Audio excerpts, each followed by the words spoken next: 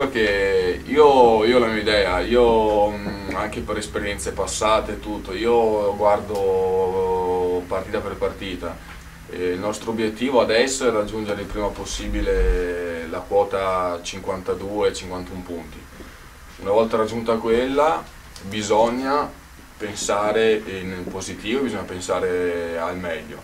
Però ho imparato che in questi anni bisogna un passettino alla volta. E quindi nulla, noi dobbiamo far benissimo, dobbiamo crescere ancora e, e nulla. La voglia c'è da parte di tutti, quella sicuramente, però i playoff sono una cosa che si costruiscono di sabato in sabato, quindi parlare adesso bisogna fare, capisco ed è giusto che sia così, però è a piccoli passi.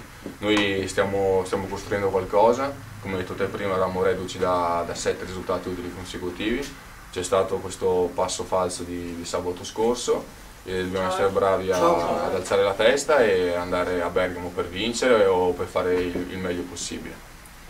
Dopodiché di partita in partita si vede quello che si può fare, perché la voglia da parte nostra lo sapete tutti, è quella di fare il meglio possibile, però prima bisogna raggiungere quei punti e poi si guarda in alto. Senti, c'era Succi in tribuna.